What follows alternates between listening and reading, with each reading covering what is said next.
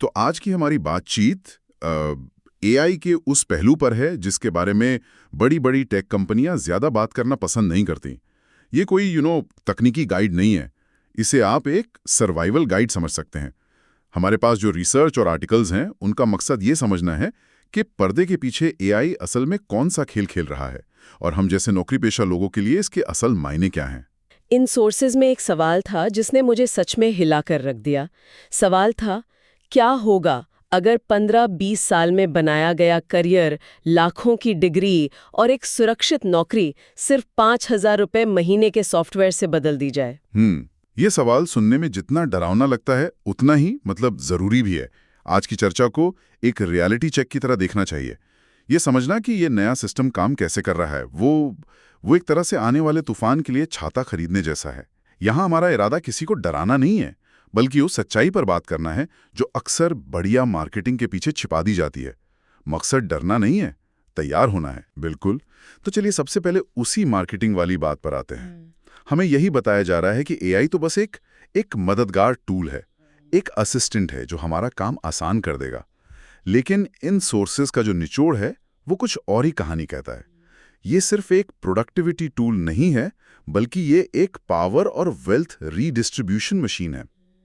ये ताकत और दौलत को समाज में दोबारा बांट रहा है, और शायद उस तरह से नहीं जैसा हम सोच रहे हैं।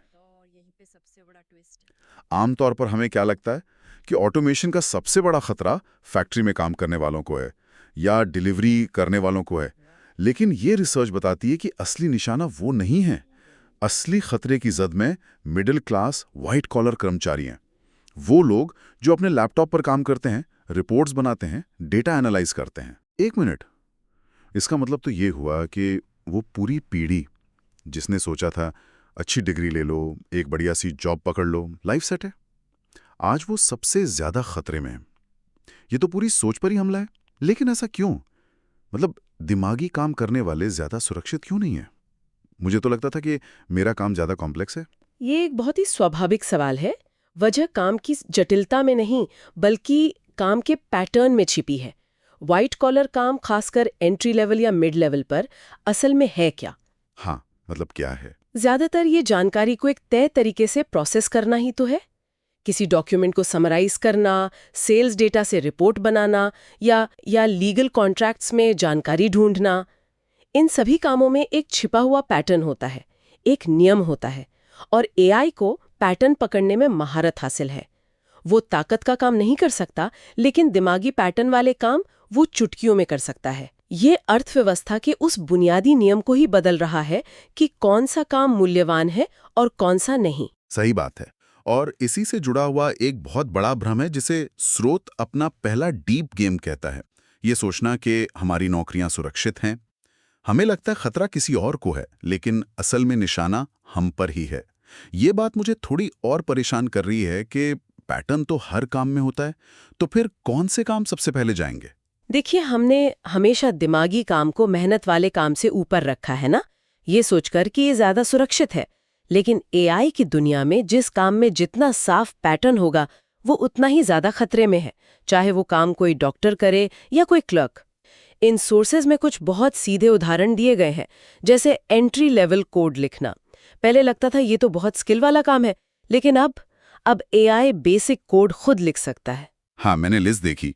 उसमें डेटा एंट्री, वकीलों के लिए शुरुआती रिसर्च करना, हजारों रेज्यूमे में से सही कैंडिडेट को छांटना, या किसी लंबी चौड़ी मीटिंग की रिकॉर्डिंग का सारांश बनाना भी शामिल है। ये तो वो काम है जो आज लाखों लोग कर रहे हैं। बिल्कुल। और इन सभी कामों को जोड़ती हुई एक लाइन है जो मुझे इन सोर्सेज में बहुत दमदार लगी। अगर आपका काम एक चेकलिस्ट में समझाया जा सकता है तो वो ऑटोमेट हो सकता है। अच्छा। अगर आप अपने जूनियर को स्टेप बाय स्टेप बता सकते हैं कि कोई काम कैसे करना है, तो बहुत मुमकिन है कि कुछ समय बाद वही काम एक एआई को भी सिखाया जा सकता है। यहाँ बात आपकी इंटेलिजेंस की नहीं, आपके काम के प्रिडिक्टेबल होने की है। ये तो बहुत बड़ी बात है। तो लाखों लोग एक ही झटके में अपनी वैल्यू खो सकते हैं। लेकिन अगर ऐसा होता है तो इसका फायदा किसे मिल रहा है? वो पैसा, वो वैल्यू जा कहां रही है?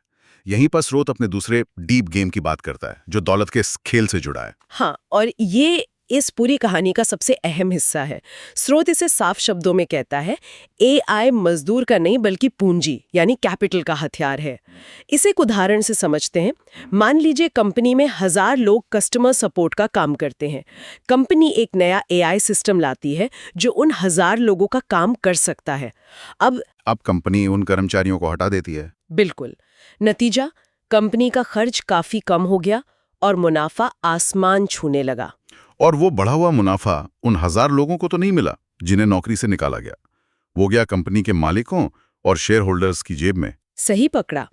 तो हुआ क्या, दौलत और अवसर दोनों ही उन 1000 लोगों के हाथ से निकलकर मुट्ठी भर पूंजीपतियों के हाथ में जमा हो गए। यही है दौलत का केंद्रीकरण। ये सुनकर तो ऐसा लगता है जैसे कोई जानबूझकर मिडिल क्लास को निशाना बना रहा है। मतलब क्या ये कुछ बड़ी कंपनियों की मिली भगत है ताकि सारा फायदा उन्हें ही मिले? क्योंकि ये सब कुछ बहुत सिस्टमैटिक लगता है। ये सवाल स्वाभाविक है, लेकिन स्रोत इसे साजिश नहीं बल्कि सिस्टम का नतीजा बताता है। सोचिए, अगर आप एक बड़ी कंपनी के सीईओ हैं और आपका कॉम्पिटिटर एआई अपनाकर 20% कॉस्ट बचा रहा है, तो क्या आपके पास एआई ना अपनाने का विकल्प है? नहीं, बिल्कुल नहीं। बाजार में टिके रहने का क्रूर दबाव है जो इस केंद्रीकरण को हवा दे रहा है। ये सिस्टम खुद को इसी दिशा में धकेल रहा है। ठीक है, ये आर्थिक पहलू तो समझ में आया, लेकिन इसका एक और असर है जिसके बारे में शायद हम बहुत कम बात करते हैं। वो है इसका मनोवैज्ञानिक असर। इन सोर्सेस के मुताबिक इस खेल का सबसे खतरनाक हिस्सा सिर्फ नौकरी जाना नहीं है, बल्कि अप्रासंगिक यानी इररिलेवेंट होने का एहसास है। ये शब्द मुझे बहुत चुभा। यह एक बहुत ही गहरा मनोवैज्ञानिक बिंदु है। जरा उस एहसास के बारे में सोचिए। आपने 20 साल लगाकर कोई हुनर सीखा, आप उस काम के एक्सपर्ट बन गए, आपकी पहचान उसी काम से है, और फिर एक दिन आप देखते हैं कि एक मशीन आपका वो काम आपसे बेहतर और सिर्फ 30 सेकंड में कर रही है। इससे सिर्फ आपकी नौकरी नहीं जाती, आपके आत्ममूल्य, आपकी सेल्फ वर्थ पर सीधी चोट लगती है। आपको लगने लगता है कि समाज में आपकी कोई जरूरत ही नहीं है। और इन सोर्सेस में एक लाइन थी जो इस डर को और बढ़ाती है। जब इंसान खुद को बदलने योग्य यानी रिप्लेसेबल समझने लगता है, तो वो नियंत्रण में आ जाता है। मतलब ये डर सिर्फ पैसे का नहीं है, ये अपनी पहचान, अपना वजूद खोने का डर है। जो लोग डरे हुए होते हैं वो सवाल नहीं करते, वो बस किसी तरह टिके रहना चाहते हैं। और यहीं पर एक बड़ा सामाजिक सवाल उठता है। एक ऐसी वर्कफोर्स का समाज पर क्या असर होगा जो खुद को लगातार बदलने योग्य महसूस करती है, जो हमेशा इस डर में जी रही है कि कल उन्हें भी बदला जा सकता है। हाँ, ये सिर्फ अर्थव्यवस्था का मामला नहीं है, ये लोगों के मानसिक स्वास्थ्य, उनके आत्मविश्वास और समाज में उनकी भागीदारी से भी जुड़ा है।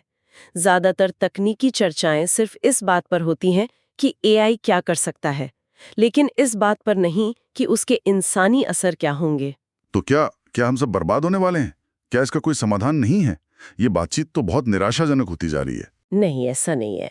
और यहीं पर ये रिसर्च एक उम्मीद की किरण दिखाती है। बातचीत को समाधान की दिशा में ले जाते हुए स्रोत अपने तीसरे और आखिरी डीप गेम का जिक्र करता है। इसके अनुसार आने वाली दुनिया में जानकारी, डेटा या टूल्स की कोई कमी नहीं होगी। गूगल और एआई हमें हर सवाल का जवाब दे देंगे।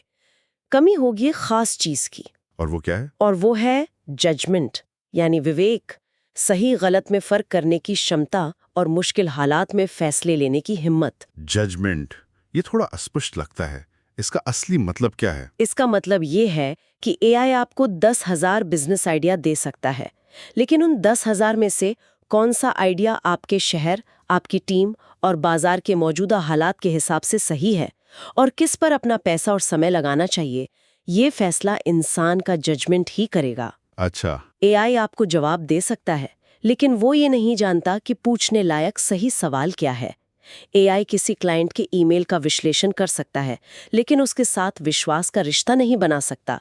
ये काम जजमेंट का है। अच्छा, तो एआई आपको एक नक्शा दे सकता है, लेकिन जाना कहाँ है, कौन सा रास्ता लेना है, और रास्ते में तूफान आए तो क्या करना है, ये फैसला आपका होगा। आपने बिल्कुल सही पकड़ा। और यहीं से स्किल सिक्योरिटी से आगे बढ़कर वैल्यू सिक्योरिटी की धारणा आती है, जिसे स्रोत बचने की असली रणनीति बताता है। आपकी वैल्यू किसी एक स्किल में नहीं, बल्कि आपकी निर्णय लेने की क्षमता में होगी। भविष्य उन लोगों का है जो अस्पष्टता यानी एम्बिग्विटी को संभाल सकते हैं, जो ऐसी समस्याओं को सुलझा सकते हैं जिनका कोई एक सही जवाब नहीं है। भरोसा बनाना, टीम को मोटिवेट करना, मुश्किल बातचीत करना, ये वो काम है जिन्हें किसी चेकलिस्ट में नहीं बांधा जा सकता। तो अगर ये नई दुनिया की जरूरत है, तो हम जैसे आम लोग इसके लिए तैयारी कैसे करें? क्या हमें कोई नया कोर्स करना चाहिए, कोई नई डिग्री लेनी चाहिए? इन सोर्सेज में इसके लिए एक बहुत ही प्रैक्टिकल एक्शन प्लान दिया गया है, जिसे ये जिंदा रहने के 5 नियम कहते हैं। पहला और सबसे जरूरी नियम है एआई यूजर नहीं, एआई ऑपरेटर बने। यूजर और ऑपरेटर में क्या फर्क है? बहुत बड़ा फर्क है। यूजर वो है जो सिर्फ बटन दबाता है, उसे ये पता है कि चैट जीपीटी से सवाल कैसे पूछना है। लेकिन ऑपरेटर वो है जो सिस्टम को समझता है, उसे पता है कि सही जवाब पाने के लिए सही प्रॉम्प्ट कैसे लिखना है, एआई की सीमाओं को कैसे समझना है और उसके दिए आउटपुट को अपने जजमेंट से कैसे बेहतर बनाना है। अच्छा, इसे ऐसे समझे, गाड़ी चलाना यूजर का काम है, लेकिन एक रेसिंग ड्राइवर या एक अच्छा मैकेनिक ऑपरेटर होता है। बटन दबाने वाले बदले जाएंगे, लेकिन जो ये तय करेगा कि कौन सा बटन दबाना है और क्यों, उसकी जरूरत हमेशा रहेगी। ठीक है, ये समझ आया। दूसरा नियम क्या है? दूसरा नियम है रेज्यूमे से ज्यादा रेप्यूटेशन पर ध्यान दें। स्रोत कहता है कि डिग्री की अहमियत धीरे धीरे कम हो रही है। इसकी जगह प्रूफ ऑफ वर्क यानी आपके काम का सबूत दिखाना ज्यादा जरूरी हो गया है। लेकिन आज भी तो कंपनियां डिग्री मांगती हैं। हाँ, लेकिन ये बदल रहा है। सोचिए, एक तरफ एक कैंडिडेट है जिसके पास बड़ी डिग्री है और दूसरी तरफ वो है जिसने डिग्री के साथ साथ ऑनलाइन अपना एक पोर्टफोलियो बनाया है, ब्लॉग्स लिखे हैं, छोटे छोटे प्रोजेक्ट्स किए हैं और दिखाया है कि वो असल में काम कर सकता है। एआई के दौर में कंपनियां किसे चुनेंगी? उसे जिसके पास सिर्फ थ्योरी है या उसे जिसने अपनी काबिलियत साबित की है? आपका प्रूफ ऑफ वर्क आपके जजमेंट का ठोस सबूत है, जिसकी गारंटी एक डिग्री नहीं दे सकती। सही है। तीसरा नियम है ह्यूमन एक्स फैक्टर बनाएं। इसका मतलब है उन स्किल्स पर काम करना जो मशीनें आसानी से नहीं कर सकती। बिल्कुल, जैसे कहानी सुनाना, किसी को कोई चीज बेचना, मुश्किल मोल भाव करना या एक कम्युनिटी बनाना। ये सब इंसानी भावनाओं और रिश्तों से जुड़े काम हैं। एक एआई सिस्टम शायद एक परफेक्ट सेल्स ईमेल लिख सकता है, लेकिन एक नाराज क्लाइंट को फोन पर शांत नहीं कर सकता। सही बात है। वो डेटा के आधार पर सुझाव दे सकता है, लेकिन दो विरोधी टीमों के बीच समझौता नहीं करा सकता। ये सॉफ्ट स्किल्स अब सबसे हार्ड यानी सबसे जरूरी स्किल्स बन रही हैं। चौथा नियम थोड़ा प्रैक्टिकल लगता है। सिर्फ एक सैलरी पर निर्भर ना रहें। एआई का इस्तेमाल करके साइड इनकम के स्रोत बनाएं। यह निर्भरता को कम करने का एक तरीका है। जब आपकी आय का सिर्फ एक स्रोत होता है, तो आप उस नौकरी पर पूरी तरह निर्भर हो जाते हैं और डर में जीते हैं। एआई आपको कम समय में ज्यादा काम करने की ताकत देता है। इसका इस्तेमाल करके आप कंटेंट बना सकते हैं, किसी को सलाह दे सकते हैं या छोटे-मोटे ऑनलाइन टूल्स बना सकते हैं। ये आपको एक सुरक्षा कवच देता है। और पांचवा और आखिरी नियम है जटिलता यानी कॉम्प्लेक्सिटी को अपनाएं। आसान जवाब एआई देगा, मुश्किल फैसले इंसान लेंगे। इसका मतलब है कि उन समस्याओं से मत भागिए जिनका कोई सीधा सपाट जवाब नहीं है, जहां नैतिकता, भावनाएं और अनिश्चितता शामिल हो। जब भी किसी मीटिंग में कोई ऐसा मुश्किल सवाल आए जिससे सब बचना चाहते हो, तो उस सवाल को आप पकड़िए, क्योंकि वही वो क्षेत्र है जहां इंसानी विवेक की सबसे ज्यादा जरूरत होगी और वही आपकी सबसे बड़ी वैल्यू साबित होगी। आसान काम तो एआई कर ही लेगा। तो कुल मिलाकर आज की ये पूरी बातचीत डराने के लिए नहीं थी। ये एक तरह की वेकअप कॉल है। ये उस अवसर को पहचानने के लिए है जो इस खतरे के पीछे छिपा है।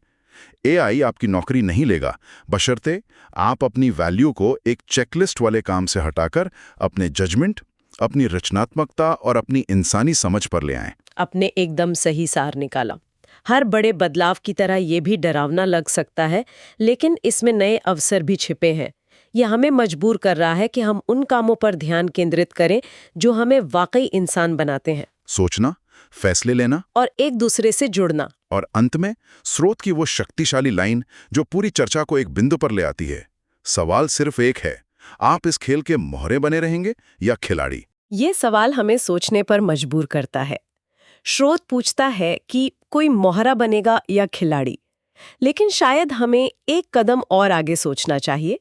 शायद असली सवाल ये है कि भविष्य में ऐसे कौन से नए खेल इजाद होंगे जिनकी हम आज कल्पना भी नहीं कर सकते, और उन नए खेलों को वही लोग चलाएंगे जिन्होंने इन नए और शक्तिशाली टूल्स के साथ डर कर नहीं बल्कि समझदारी और हिम्मत से साझेदारी करना सीख लिया है।